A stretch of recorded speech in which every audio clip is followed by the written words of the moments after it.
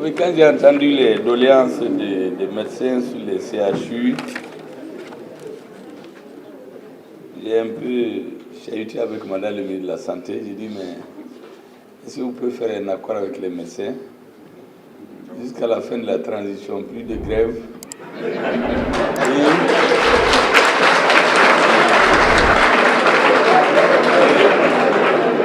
et les économies. Et vous allez compléter tout ce que le pays va économiser pour vraiment faire les CHU.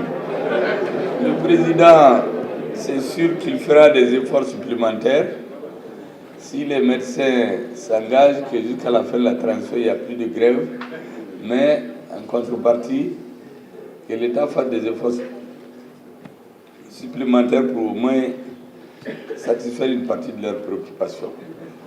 Le ministre a souri. Je dis ça, c'est entre vous. Vous êtes ministre entre vous et les médecins, discutez et rendez-nous compte des résultats de vos discussions. Merci beaucoup. Mesdames et messieurs les assistants et tous ceux qui suivent ce débat, je suis sûr que hors de ce studio, beaucoup de Maliens le suivent aussi. Je voudrais commencer par saluer Madame le ministre de la Santé et du Développement social, Monsieur le ministre de l'Enseignement supérieur et de la Recherche scientifique, et Mesdames et Messieurs les membres du gouvernement ici présents, Monsieur le Président de la Société de chirurgie du Mali, Mesdames et Messieurs les membres des cabinets et secrétaires généraux du ministère de la Santé et du Développement social, du ministère de la Recherche scientifique, Mesdames et Messieurs, chers congressistes, Mesdames et Messieurs de la presse, c'est un honneur pour moi, j'allais dire un devoir, de présider en ce jour, mercredi 9 août 2023, la cérémonie d'ouverture du 11e congrès de la Société de chirurgie du Mali.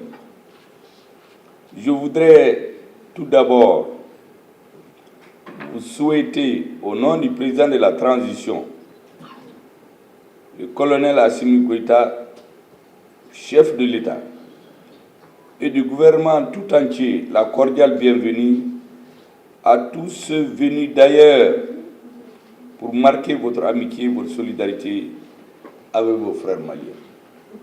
Vous savez, par ces temps qui courent, je le dis souvent dans mes discours, venir au Mali, séjourner pendant plusieurs jours, débattre, c'est un acte de solidarité, un acte de foi que nous apprécions à sa juste valeur de la part de tous les Africains.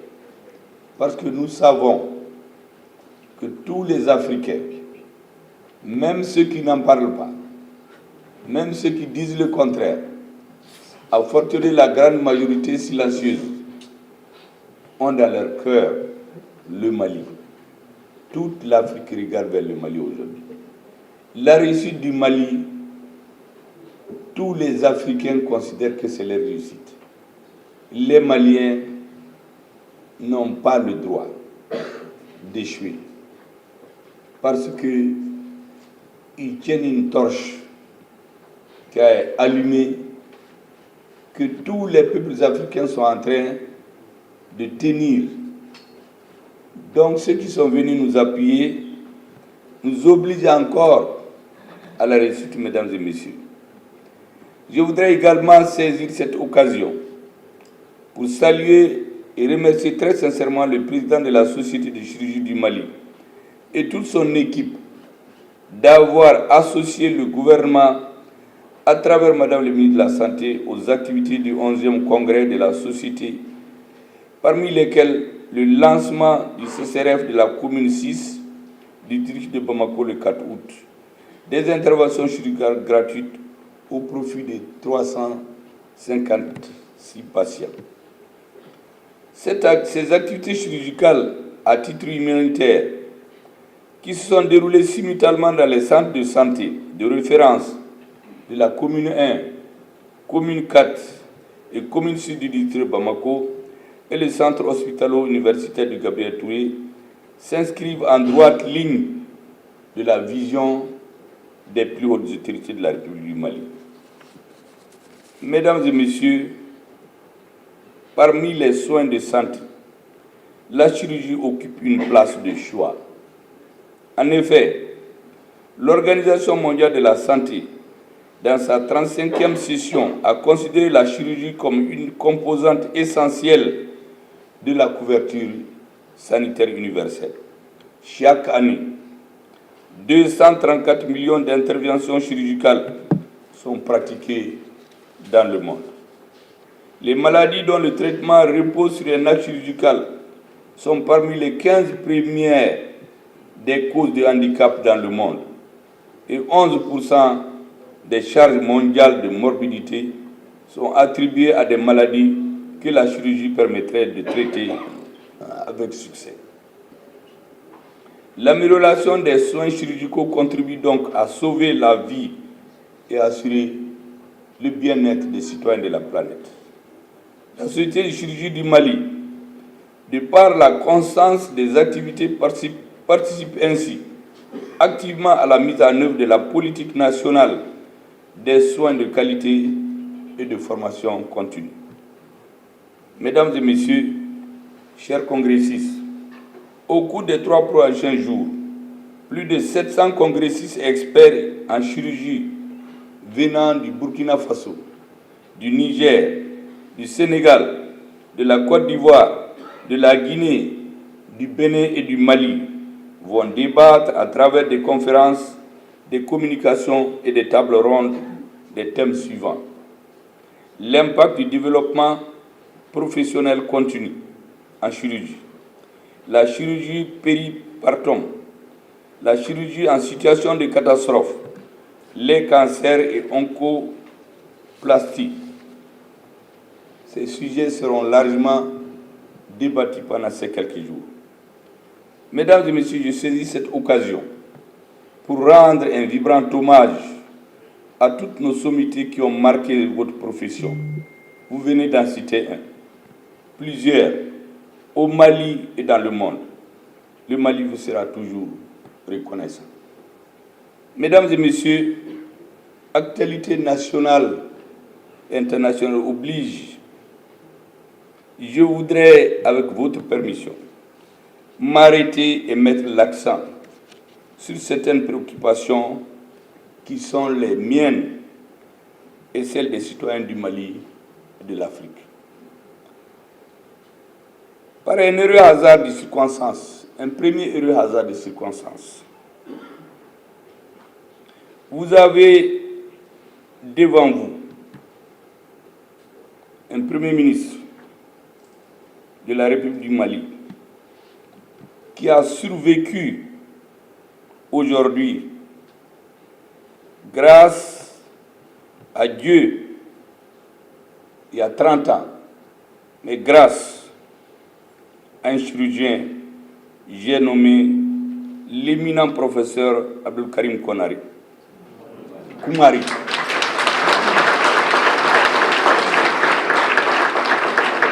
Il nous a opéré en septembre 1989, lorsque nous étions pratiquement au bord de la disparition. Nous n'avions pas les moyens.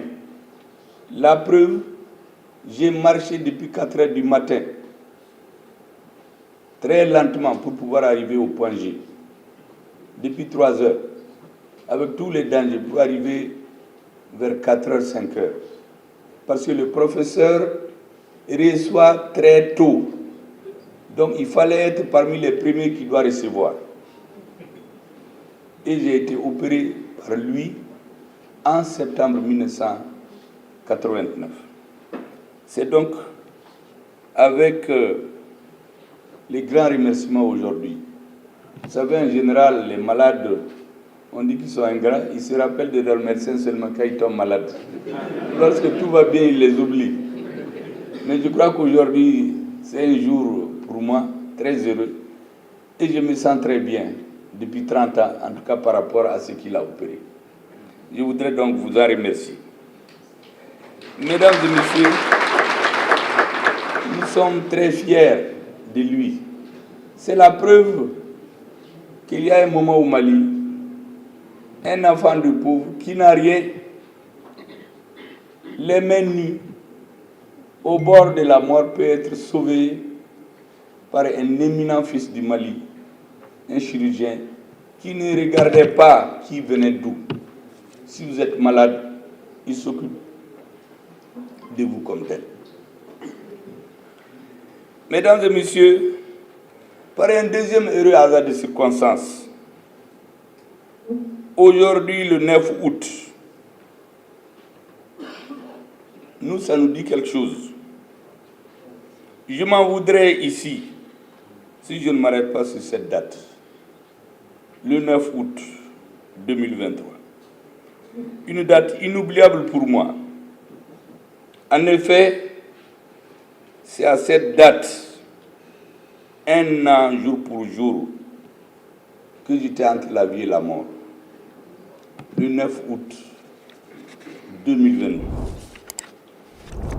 Mesdames et messieurs, ce jour-là, le 9 août, le matin, à l'aéroport, j'ai assisté en présence de notre intrépide et vaillant ministre de la Défense, le colonel Sadio Camara, avec son habituel calme olympien, mais visiblement avec une détermination et une résolution sans faille. En présence, bien entendu, du chef suprême des armées, Son Excellence le président de la transition, le colonel Assimi Goïta, chef suprême d'armée, notre patron à nous tous, mais aussi en présence de plusieurs officiers de valeur de notre armée de l'air. Vous savez, souvent, quand je vois les militaires de l'armée de l'air, je les appelle la fierté du Mali. Parce que l'armée de l'air était quelque chose qui manquait au Mali et qui a fait qu'on nous a occupés en très peu de temps, l'armée de terre n'étant pas dans les conditions. Il y a un ami qui dit, au moment du désespoir, le militaire dit à ses amis, vous savez, l'armée de l'air du Mali est tombée par terre. Et l'armée de terre du Mali a foutu le camp à l'air. Ça veut dire qu'il n'y avait plus rien. Et donc c'est pour vous dire que toute notre fierté est d'eux. Et c'est pendant ce temps que certains pays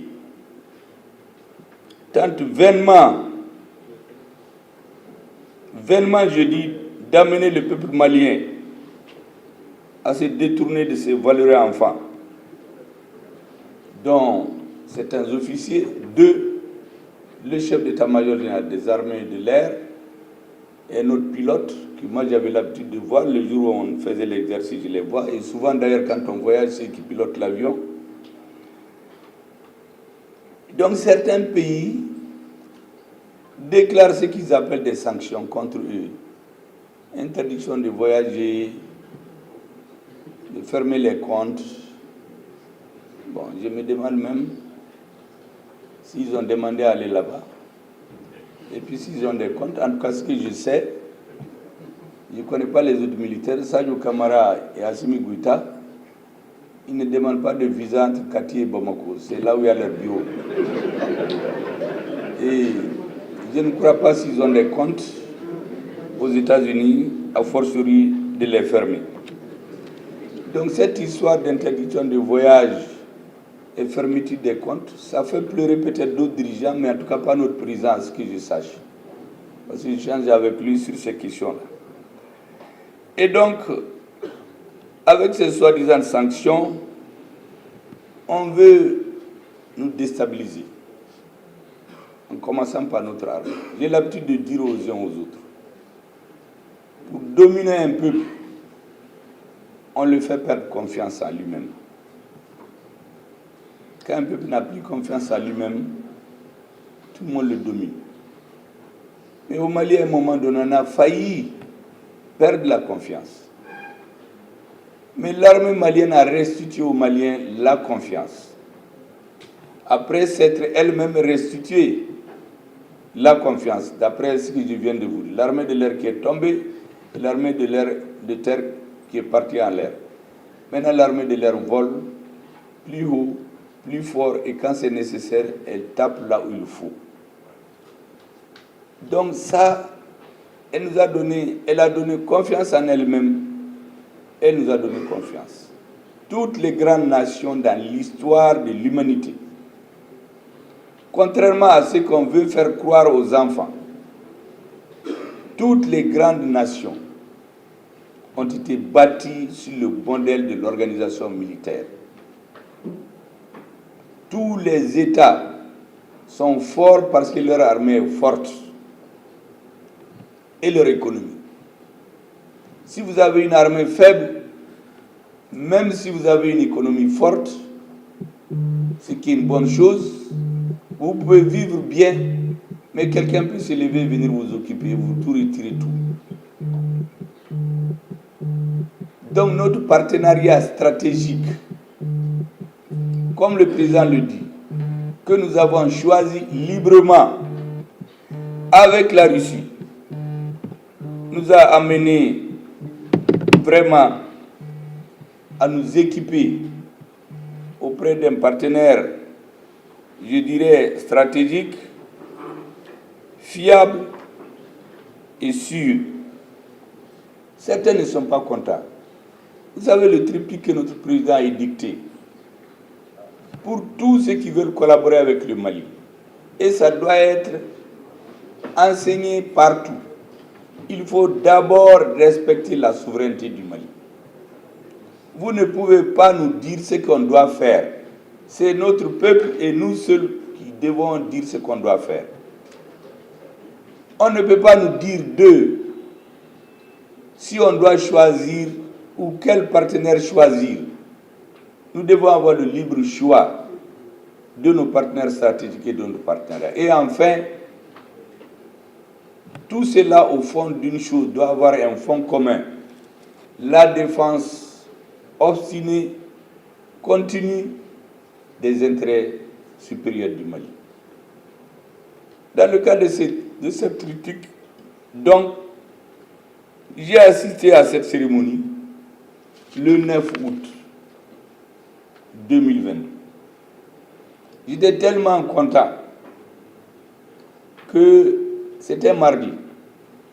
J'ai même demandé au président que le conseil des ministres de 10 heures, qu'on le mette à 15 heures, pour me permettre vraiment de dormir bien et vraiment profiter de cette joie. Le président a donné son accord. Est-ce que vous savez que je suis allé me coucher en toute bonne santé et j'ai demandé de me réveiller 2 heures avant le conseil des ministres? Eh bien, mesdames et messieurs, le soir, Dieu en a décidé autrement. Je suis tombé malade et pris en charge par des médecins maliens dans une clinique malienne. Rarement dans l'histoire, responsable de ce haut niveau, attrapé par une maladie si grave, on se précipite pour dire qu'il faut évacuer. C'est les médecins maliens qui sont évacués, qui se sont chargés de nous. Et Dieu merci. Au bout d'un certain temps, celui qui ne pouvait plus parler, avec l'aide de Dieu et des médecins maliens, a commencé à être un homme normal. Et un médecin m'a dit, si quelqu'un d'autre avait fait le scanner quand vous étiez venu, et aujourd'hui, qu'on ait vu le résultat, on allait dire que ce qu'il a dit était faux. Parce que c'était la terre et le ciel. Vous savez ce que je lui ai répondu? J'ai dit, docteur, ça c'est le malade qui refuse de mourir.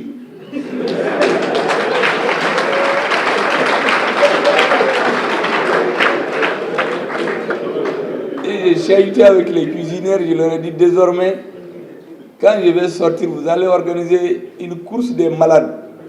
Je vous assure que je serai le premier. Les docteurs, vous savez comment le stress, la foi aide les hommes. La conviction, c'est comme la foi. Elle peut soulever des montagnes. Vous savez, au deuxième jour de mon arrivée, le président de la transition m'a envoyé quelqu'un. Parce qu'ils étaient convaincus tout le monde était surpris et déstabilisé. Pour m'assurer de sa confiance totale, aussi longtemps que je serai malade, en vie.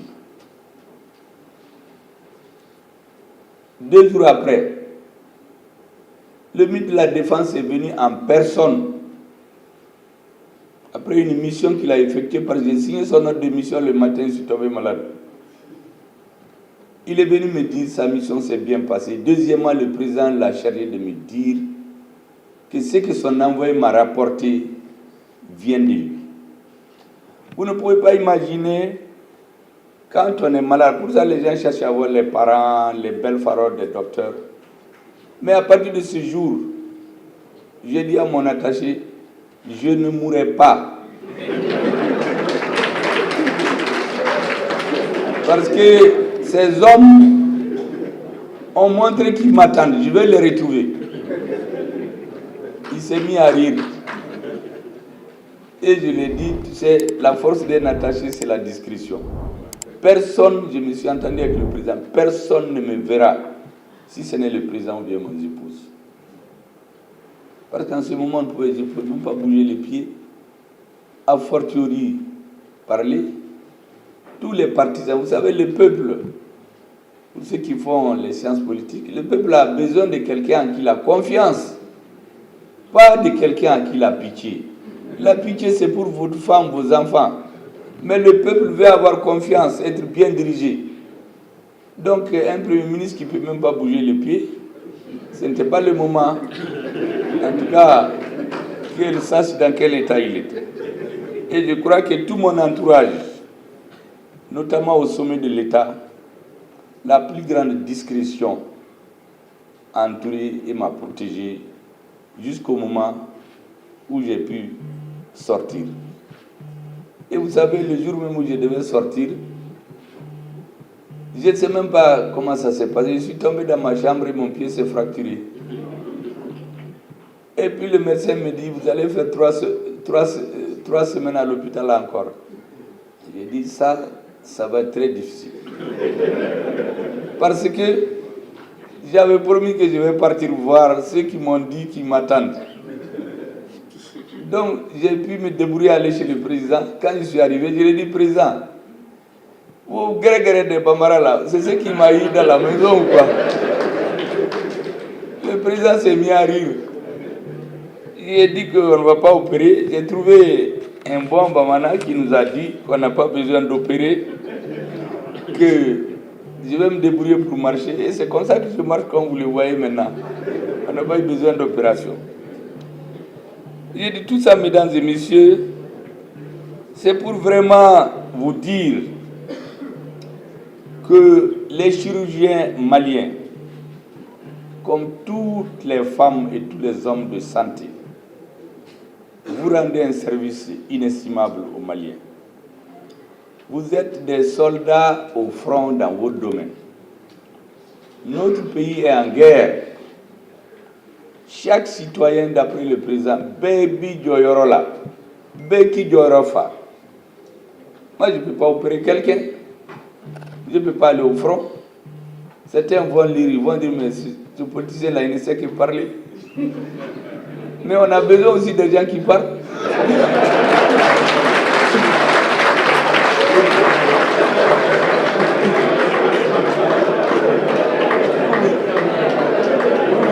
expliquer certaines choses. Un chirurgien, il ne parle pas. Un docteur, il ne parle pas. Mais il faut qu'on explique à la population que c'est un soldat au front. C'est des généraux. C'est des soldats de deuxième classe. C'est des colonels, c'est des lieutenants dans leur domaine eux aussi. Donc il faut des gens pour expliquer ça au peuple. Pour que le peuple prenne tous ses enfants, chacun dans son rôle, pour tirer notre société et aller de l'avant. C'est pourquoi, en dehors de tout ce que le gouvernement fait, je ne pouvais pas ne pas prendre part à votre congrès pour témoigner tout notre engagement et celui de tout le gouvernement pour vous accompagner et vous soutenir. En plus de l'engagement du président, comme je dis aux camarades, on met les pieds, nous, dans les bottes où il enlève ses pieds. Il fait des œuvres sociales, nous aussi, nous sommes engagés à le faire. Il y a des esprits malins qui ont pensé que c'est la concurrence. Non, c'est la complémentarité. Le président, c'est un soldat qui était au front. Au front, ils ont été dans des villages où ils n'ont pas pu avoir de l'eau à boire. Et il a vu comment les femmes, les enfants souffraient. C'est pourquoi dès qu'il est arrivé à la tête de l'État, il a commencé à faire des forages dans le pays. Certains disent, mais pourquoi? Mais lui, il a vu. On n'a pas présenté un projet. Lorsque nous avons vu les domaines où il a agi, nous avons commencé à le suivre. Vous savez, tout le monde s'est développé, les grandes nations là, en se copiant. Hein. Quand un pays invente quelque chose, l'autre copie, il l'applique chez lui. C'est comme ça que l'humanité s'est développée. Donc nous aussi, nous sommes mis à faire ce que le président fait. En dehors du budget national, toutes les œuvres sociales du Premier ministre, en tout cas depuis que nous sommes là, nous les avons consacrées à régler les problèmes des plus faibles. Les handicapés, ceux qui ont faim, et dans le domaine de la médecine, 15% du budget des œuvres sociales du Premier ministre sont consacrés à la santé, en faisant acheter des ambulances, des centres socio-sanitaires, etc. Voilà, monsieur, comment nous faisons avec le gouvernement sur les orientations du président dans le domaine de la santé. Je voudrais aussi, mesdames et messieurs, en fonction de l'actualité, je vous avais dit au début que l'actualité nationale et internationale oblige, il y a certains sujets sur lesquels je voudrais dire deux mots.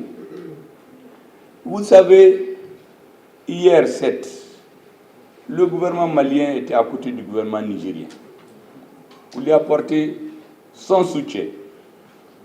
Comme c'était des militaires, tout le monde pensait au soutien militaire.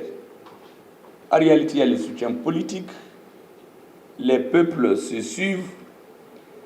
Vous savez que quand il y a eu le changement de régime, le 26 juillet, le 31 juillet déjà, nos frères de la CEDEAO se sont réunis pour prendre des sanctions. Vous savez, un homme peut faire des erreurs. Ça, c'est normal. Et quand on persiste dans l'erreur, c'est ce qui n'est pas normal. Mais les sanctions, là, on les a déjà pris contre le Mali.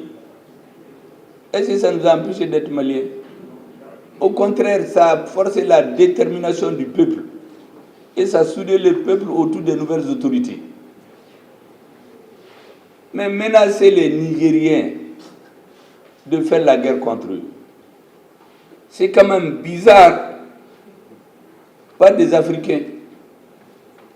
Ceux qui suivent nos déclarations, ils savent que depuis le 4 juin 2021, je n'étais pas encore Premier ministre, j'avais dit dans un meeting à la part de l'indépendance, la vidéo existe, qu'il faut laisser le Mali regarder vers d'autres horizons.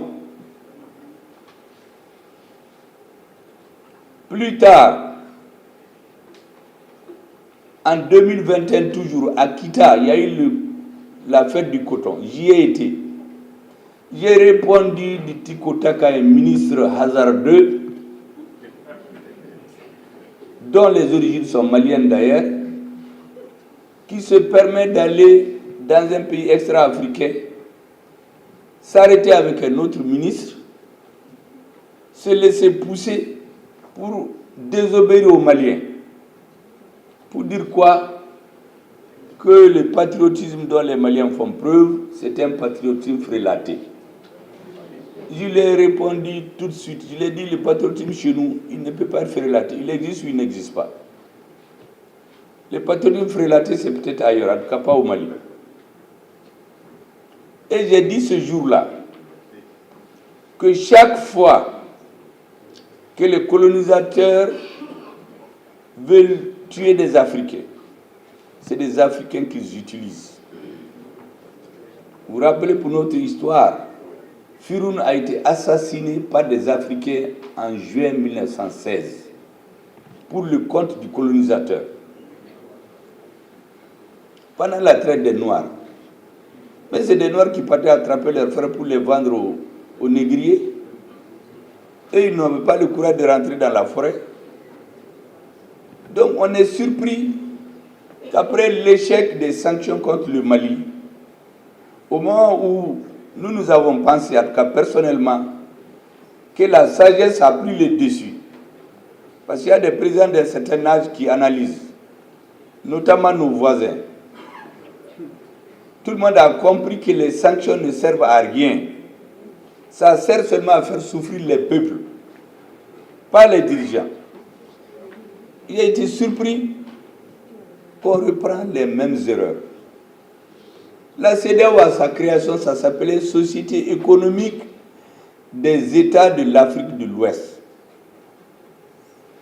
En 1975, le Mali fait partie des fondateurs avec le Togo et le Nigeria. On n'a pas dit société politique. Mais si vous fermez les frontières, il n'y a plus d'économie. Donc, c'est contraire à l'idée qui a prévalu à la création de la CEDEAO.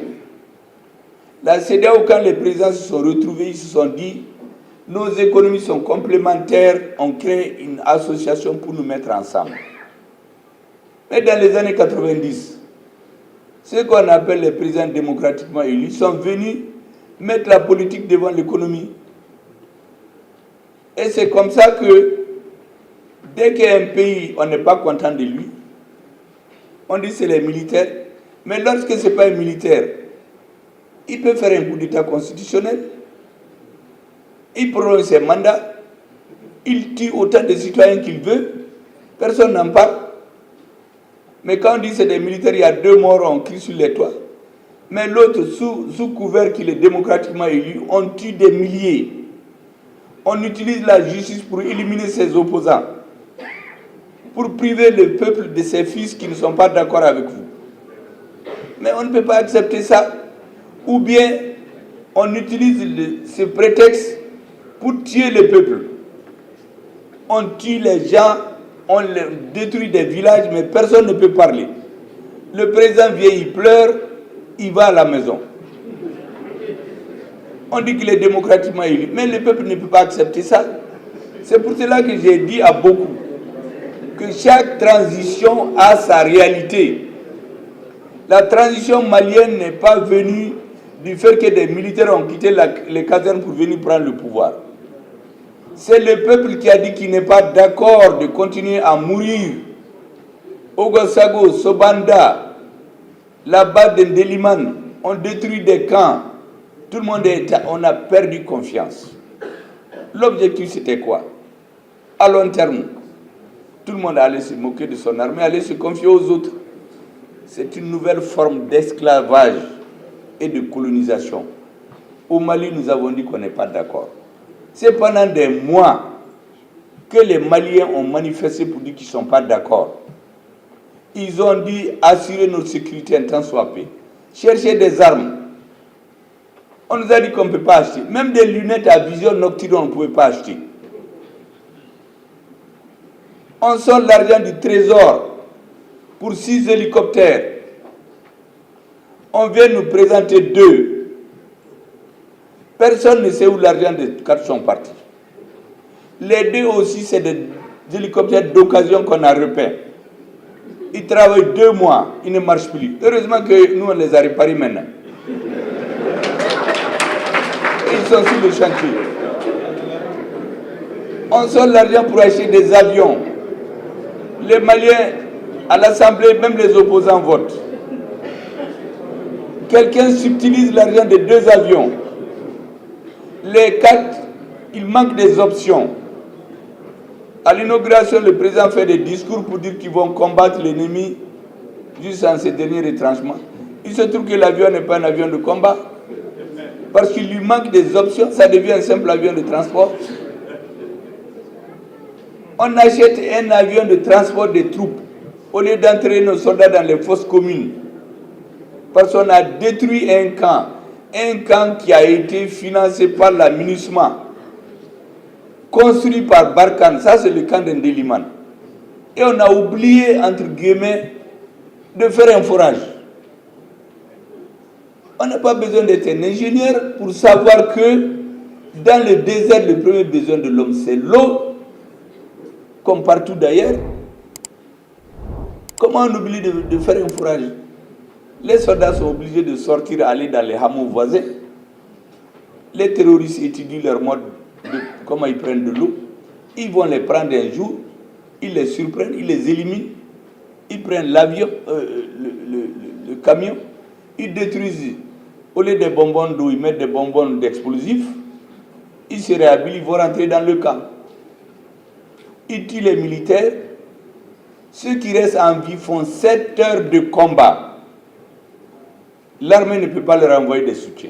Pourquoi? Parce qu'il n'y a pas de vecteur aérien. Les avions appartiennent à d'autres qui disent qu'ils ne les donnent pas. Mais on ne peut pas continuer dans ça. Le peuple a dit qu'il n'est pas d'accord. Et il a manifesté pendant des mois. On est allé même tirer dans les mosquées, dans les centres de culte, dans un pays où l'islamisme ne cherche que cette occasion. Ce jour-là, j'ai dit aux gens, ceux qui sont venus tirer là, ce n'est pas contre le M5, il y a autre chose de plus stratégique derrière. S'il y avait eu même un jet de cailloux, les gens seraient rentrés dans le camp, tuer tout le monde, déposer les armes. On allait les filmer. Même dans le M5, on allait croire que c'était un groupe de terroristes qui se cachait là-bas. Mais c'était ça l'objectif stratégique. Sinon, ce n'est pas tirer dans une mosquée pour des gens qui prient pendant 3 jours de suite. Ça, ce n'est pas des manifestants qu'on cherche. Ils n'étaient pas en train de voler ni en train de casser. Mais nous, on a étudié tout ça. Les Maliens ont fini par dire qu'ils ne sont plus d'accord. Et ils ont posé des exigences. Ces exigences-là, en gros, il y en a 5. Premier, le départ du président. Le président est parti comment? Mais c'est les militaires maliens qui ont parachevé cette lutte-là. Sans ceux-là, le président n'allait pas partir, on allait faire la guerre civile ou le désordre au Mali. Ils ont dit la lutte, il faut renforcer l'armée. Aujourd'hui, il n'y a pas un coin du territoire malien où on ne peut pas survoler par nous-mêmes sans demander ni l'autorisation ni la permission. Au contraire, c'est nous qui interdisons à certains aventuriers de venir chez nous.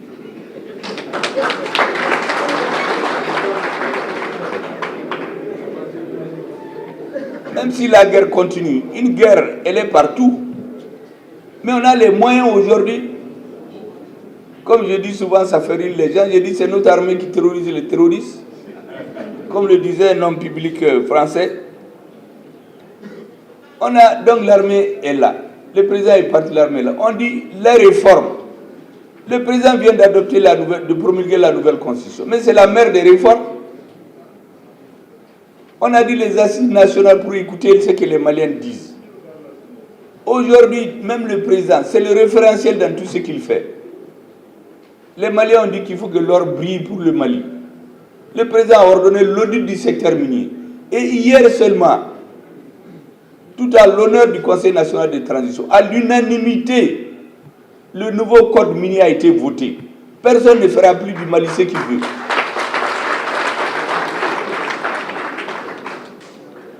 La lutte contre la corruption continue. Il y a des piles de dossiers. Certains pensent que rien ne marche là. Le temps de la justice n'est pas celui des politiques. Le président a dit les règlements de compte comme dans le passé, là, on prend quelqu'un, on le met en prison, quand les élections finiront, on le sort, ça c'est terminé. Maintenant tu vas en prison à cause de ce que tu as fait. Ce n'est pas à cause de ce que tu es, mais ce que tu as fait. Le temps de la justice n'est pas celui des hommes. Donc la lutte contre la corruption continue. L'accord, nos frères du Nord, on est en train de parler avec eux. Cette année, on n'a pas vu de défilé d'armes lourdes à Kida. Pour quelle raison? On est en train de discuter avec eux, parce que le pays là, c'est pour nous tous. Personne n'est plus malien qu'eux, ils ne sont pas plus maliens que d'autres. Certains ont des châteaux, ont des villas dans la banlieue de Bamako. Pourtant, ils viennent de Kida. Mais aucun Malien n'a le droit d'aller leur dire de quitter, qui ne sait pas chez eux. Parce que sur le territoire malien, tous les Maliens, c'est leur terre. Certains veulent nous pousser dans la guerre, oui, il faut faire la guerre à Kida. Nous, on ne fera pas de guerre comme ça, là. On va intelligemment, on va gérer cette affaire-là. Ce n'est pas pour rien qu'on a ajouté application intelligente. Si vous partez faire la guerre à Kida, vous allez tuer des innocents comme ça. Mais chaque chose en son temps. Il faut faire confiance au président de la transition, au ministre de la Défense, à nos ministres des Affaires étrangères, en un mot, au gouvernement.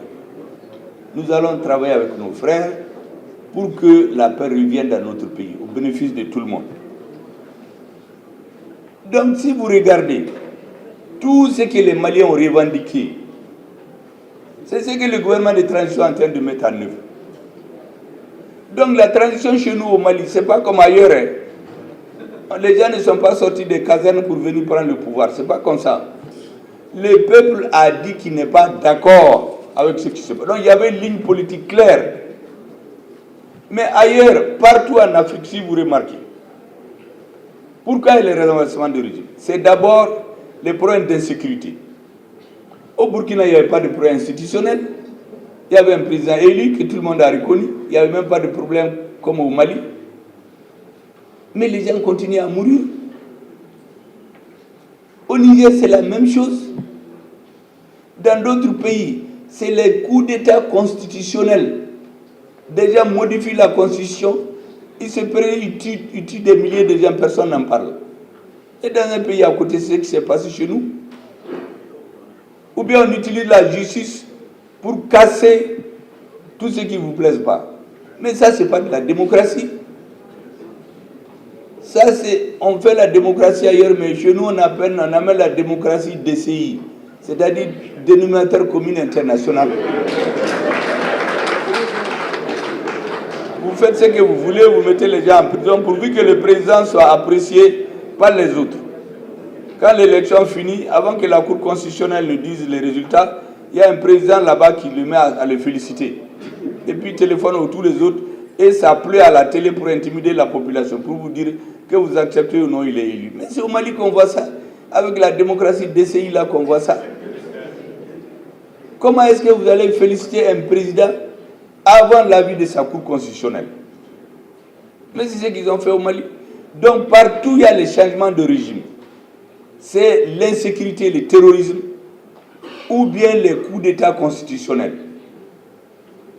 Les militaires ne peuvent pas se lever comme ça pour aller changer le régime. Parce que le peuple est là. Si le peuple n'est pas d'accord, il ne sortira pas. C'est pour cela que lorsqu'on a pris l'embargo contre le Mali, le gouvernement a fait ce que j'ai appelé l'ingénierie politique de la riposte. Elle se composait de 2 points. Premier point, le gouvernement en 3 jours a élaboré un plan de riposte pour tenir aussi longtemps que c'est nécessaire. Quand on a fini, on a remis toutes les copies au président. Même moi, je n'ai pas gardé. Pour que lui seul, il sorte les cartes au fur et à mesure. On nous a dit qu'on va tenir une semaine. On a tenu 7 mois. Ceux qu'on a mobilisés pour venir nous déstabiliser ont été même déstabilisés par le peuple. Le deuxième élément de l'ingénierie politique, c'est qu'on a dit au peuple de sortir. Le président Assimi Goïta a dit aux Maliens, sortez pour dire que vous n'êtes pas d'accord. C'est le 14 janvier. Ce n'est pas un parti qui l'a organisé. Personne, c'est le peuple ce jour-là. Moi, je suis dans un mouvement politique, il y a certains qui ont dit qu'ils ne vont pas. Mais quand ils ont vu que ça marche, ils sont allés se photographier là-bas. Hein. Le peuple est sorti, 4 millions de Maliens dans les rues de Bamako. C'est du jamais vu depuis l'indépendance. Il n'y a pas un lieu où il y a un Malien à l'extérieur où il n'est pas sorti. Mais aucun président ne peut mobiliser 4 millions en un jour, aucun pays africain. D'ailleurs, chez nous, les présidents ont été élus avec 1 800 000, 1 200 000. Cette fois, c'est plus de 4 millions. Parce qu'on m'a donné des statistiques qui vont à 5 millions. Je dis, arrêtons-nous à 4. À Bambo. Et c'est ce jour que le président a nommé la journée de la souveraineté retrouvée. C'est ce jour-là que le destin de la transition s'est joué. Si les Maliens n'étaient pas sortis ce jour-là, nous allions tirer les conséquences. Mais les Maliens ont dit non, il faut continuer. Et nous avons continué. Voici la situation au Mali. Elle est différente chez les autres. Mais chacun a ses problèmes. Il y a des choses qu'on applique. Souvent, on donne le même médicament pour le mouton, pour la vache, pour le chameau. Tout le monde a la même maladie. Pas du tout. On ne peut pas venir par des sanctions frapper tout le monde comme on veut. Il faut écouter les peuples. La CEDEAO a été créée pour les peuples. Communauté économique. On ne peut pas paralyser l'économie pour protéger des politiques qui n'ont pas pu tenir leur pays. Et qu'est-ce que les gens font? On veut faire un état de droit. Mais tu ne peux pas construire un état de droit en violant tout. Si vous faites quelques discours, leçons de sciences politiques internationales, vous verrez que la CEDEAO ne va que de mal en pire. Au Mali, quand il y a eu le changement de régime, c'est le président de la commission qui s'est mis à sanctionner le Mali. Dans aucun document de la CEDEAO, ce n'est pas de son pouvoir, c'est du pouvoir du chef d'État. Deuxièmement, les sanctions n'existent nulle part dans les documents de la CEDEAO. Nulle part. Troisièmement, la Convention des Nations Unies sur les pays sans littoral interdit formellement de faire un embargo contre un pays sans littoral. C'est le cas du Mali et du Niger. Ensuite, nous avons entendu les nouvelles autorités nigériennes dire qu'ils dénoncent des accords avec un pays étranger. Et puis, le régime change au Niger, c'est dans un autre pays qui a une réunion du comité de défense. Ça, c'est quoi ça? Pendant que les Nigériens se cherchent, c'est d'autres qui se réunissent, ils font une réunion du comité de défense. Et vous savez la conclusion? Qu'ils ne vont pas quitter.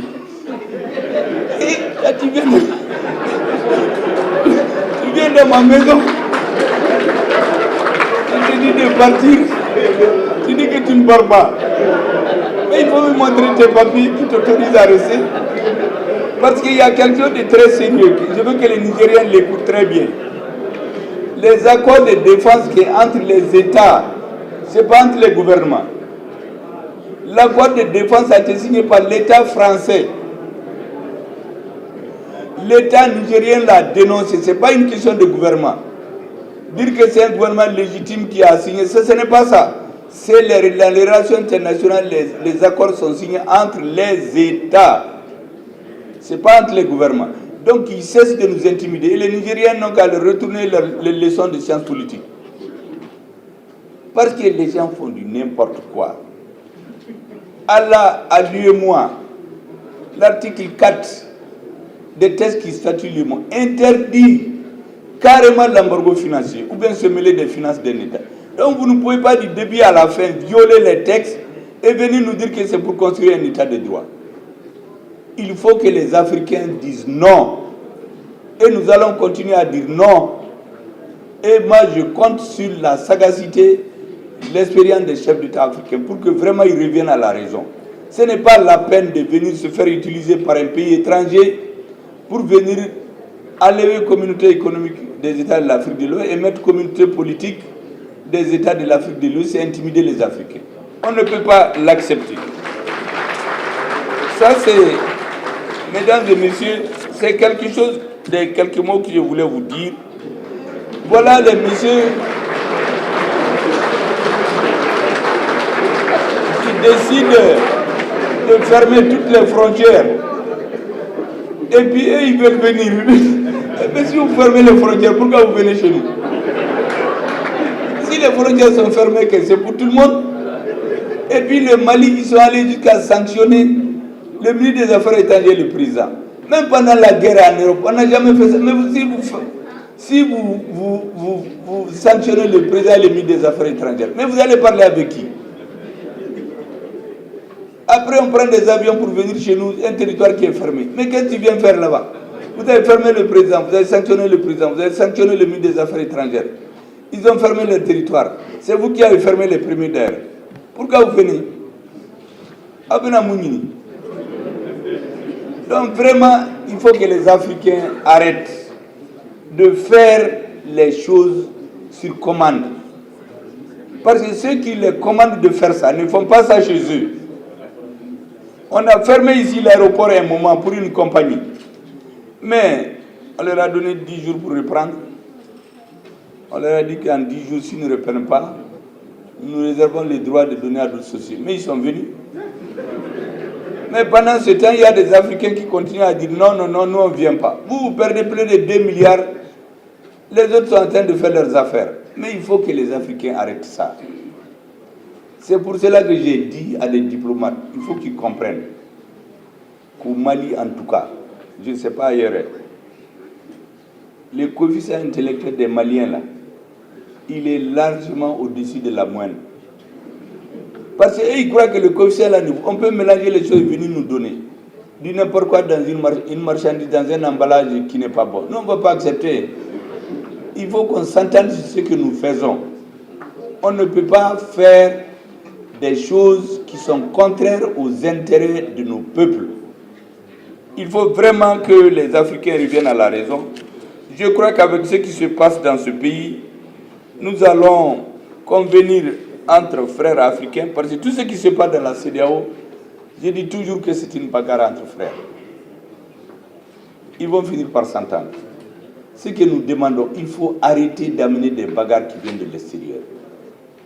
Tant que c'est d'autres qui commandent ce qu'on doit faire, comme ce président qui dit « Oui, je vais demander à tel président de prendre des sanctions bientôt contre le Mali ». Mais ce président-là, il l'a exposé. Il a donné la preuve au Mali qu'en réalité, c'est eux qui décident. Mais pourquoi ça? Ce que nous demandons, qu'on nous respecte comme État indépendant et souverain, qu'on respecte notre peuple, qu'on respecte les 3 principes édictés par notre président. Si vous faites ça là, tous les pays sont amis du Mali. Le Mali n'a aucun pays ennemi. La preuve, il y a eu des problèmes ici. Est-ce que les Maliens s'en sont pris à des étrangers? Jamais. Parce qu'on n'a aucun problème avec les citoyens étrangers. C'est des gouvernements qui étaient habitués à taper les présidents dans les épaules, lui dire qu'ils sont démocratiquement élus, ils mettent les carrosses, ils sont entre les chevaux, sur les Champs-Élysées. Mais ça, c'est terminé. C'est le peuple malien qui va donner des notes désormais à son président, et non pas l'extérieur. Comme ce président, tu n'as pas de courant, tu n'as pas d'eau, tu n'as pas d'électricité, et on dit que tu es président, c'est qui? Tu n'es président chez personne, parce que le peuple n'en veut plus. Certains pensent que c'est l'apologie des coups d'État. Non, c'est l'apologie de la prise en compte des intérêts supérieurs du peuple. Au Niger, ceux qui conduisaient les manifestations, il y a quelques mois, mais le meneur, on l'a trouvé calciné dans sa voiture, mort. Personne ne sait ce qui s'est passé. Donc c'était comme un poulet qui est mort. Il faut vraiment arrêter cela, c'est tout ce que nous voulons. En réalité, si les États CEDEAO ne font pas attention, il y a des pays qui travaillent à la dislocation de la CEDEAO. C'est ça la vérité. Parce que imaginez des pays en guerre, est-ce que ce n'est pas la dislocation du pays en question? C'est ce qui est recherché. C'est pourquoi il faut agir conformément aux intérêts du peuple malien. Mesdames et messieurs, ce sont ces quelques mots d'actualité que je voulais vous dire pour que ça soit très clair que chez nous, en tout cas au Mali, là, c'est notre peuple qui décide. C'est lui qui veut le contraire, là, on va l'attendre des pieds fermes. Et mesdames et messieurs, je ne saurais terminer mon propos, malgré que l'ambiance est bien joyeuse, sans vous remercier et remercier les donateurs, l'OMS, l'AIPP, Interhealth, la CANAM, les Médecins sans frontières, la pharmacie populaire du Mali, pour leur appui qui ont contribué à la tenue de ce congrès. Et nous donner aussi l'occasion de dire un certain mot. Je ne suis pas congressiste, mais je crois que j'ai utilisé suffisamment mon temps dans le débat. Dans le débat et en vous souhaitant vraiment beaucoup de succès dans vos travaux, je voudrais vous dire qu'on est très fiers des chirurgiens. Moi, je suis le produit du travail des chirurgiens. Vous savez, les professeurs qui m'ont sauvé dans l'Institut malien en question, il est dans la salle. Ils sont très humbles en général. Tous les matins, quand ils viennent chez moi, ils ouvrent la porte vers 5h, 6h. Quand ils voient que je dors, ils disent aux gens, il faut le laisser. Laissez-le se réveiller lui-même. Parce que, vous avez les protocoles, les docteurs là, 6h, tel comprimé, 5h, tel. J'ai dit aux gens, à cause de Dieu, laissez-moi dormir. Jusqu'à ce que je me réveille. Ne me réveillez plus pour me donner des comprimés. Et depuis ce jour-là, c'est lui qui a donné les instructions. Donc quand il vient, il ouvre la porte, il me voit, il ferme, il dit, laissez-le dormir. En ce moment-là, c'est une bonne chose. Il est dans la salle, il est très modeste. Mais en réalité, vous avez des généraux parmi vous, des soldats au front. Continuez, le Mali est très fier de vous. Approchez votre ministère. Tout ce que je vous demande, faisons en sorte que notre pays soit apaisé. On traverse une période historique très difficile. Très, très, très difficile. Et c'est l'histoire du Mali et de l'Afrique qui est en train de se jouer. Vraiment, tenez compte dans toutes les actions que vous êtes en train de faire. Sur le plan du travail, je ne doute pas. Sur le plan social, en tenez compte. Merci beaucoup.